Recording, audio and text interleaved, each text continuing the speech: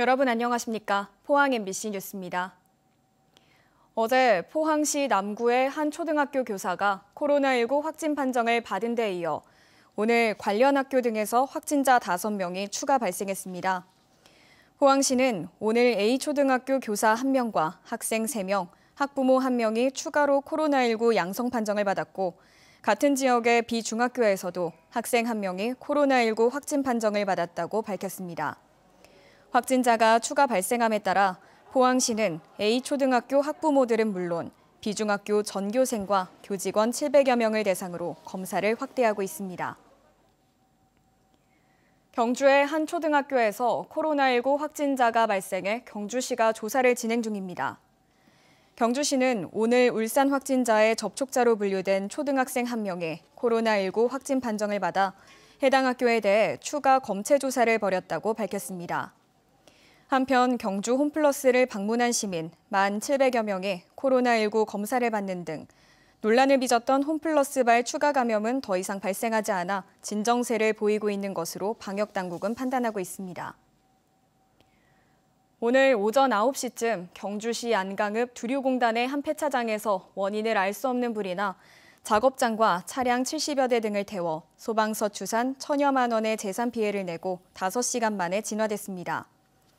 소방당국은 소방차 20여 대와 헬기를 투입해 진화에 나섰지만 폐유와 폐배터리 등이 많아 진화에 어려움을 겪었습니다. 또한 소방당국은 펑 소리와 함께 불이 났다는 인근 업체의 신고 내용 등을 토대로 자세한 화재 원인을 조사하고 있습니다. 포스코 포항제철소는 오는 26일부터 사흘 동안 1고로와 3고로에 대한 브리더 밸브 개방을 실시한다고 밝혔습니다.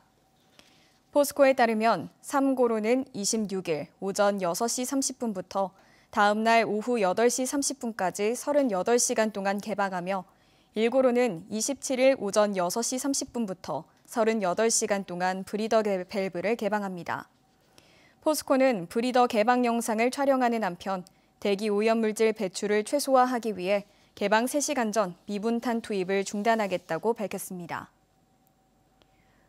울진군 북면발전협의회 등으로 구성된 울진 범군민대책위가 신한울원전 부진에 변환소 건설에 반대한다고 밝혔습니다.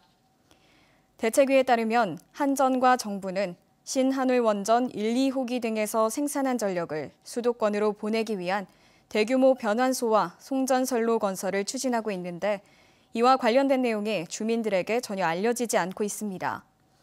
대책위는 성명에서 사실상 국내 최초로 시행하는 대규모 변전시설 건설이 주민들을 배제하고 진행되고 있다며 안전성에 큰 의문이 제기된다고 주장했습니다.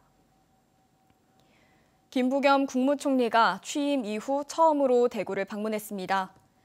김 총리는 오늘 오전에 열린 대구 동화사 봉축 법요식 행사에 앞서 야당 의원들을 만나 어떤 사태든 해결을 위해서는 여야 할 것 없이 납득할 수 있도록 설명해야 한다며 협치와 소통을 강조했습니다.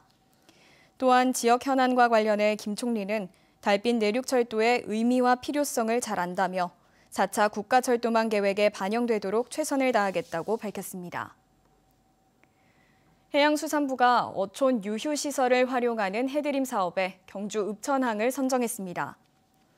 이에 따라 경주 읍천항은 3억 원을 지원받아 방치된 냉동창고를 리모델링하고 해녀를 위한 휴식 공간과 특산품 판매장으로 조성될 계획입니다.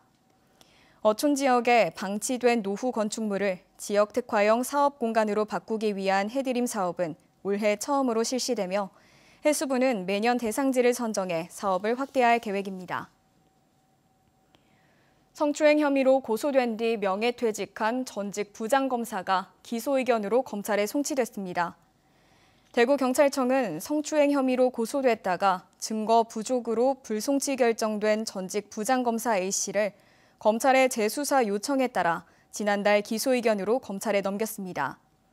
전직 A 부장검사는 인터넷 채팅으로 알게 된 여성을 만나 성추행한 혐의로 지난해 12월 고소됐습니다. 경상북도가 문화 및 관광 분야의 내년도 국비 예산 확보에 나섰습니다. 경북의 내년도 문화 및 관광 분야 주요 사업은 지역 관광 거점 도시 육성 사업 160억 원, 문화재 보수 1,052억 원, 국립문화재 수리재료센터 건립 143억 원 등입니다. 경상북도는 또 코로나 사태로 수년돼 오는 10월 열리는 전국체전의 성공적인 개최를 위한 중앙정부의 관심과 지원도 요청했습니다. 경상북도는 오는 10월까지를 여름철 자연재난 대책기간으로 정해 집중호우와 태풍 대책을 추진합니다. 경상북도는 재해 우려 지역을 387곳으로 확대해 수시 예찰을 강화하고 집중호우 시 침수가 우려되는 하천 둔치 23곳에 대해 집중 관리합니다. 또 급경사 붕괴 위험 지구와 배수 펌프장 등 도내 11,000여 곳의 관리 실태도 점검하기로 했습니다. 교원 능력 개발 평가를 두고 교육 당국 간의 입장 차이를 보이면서 논란이 예상됩니다.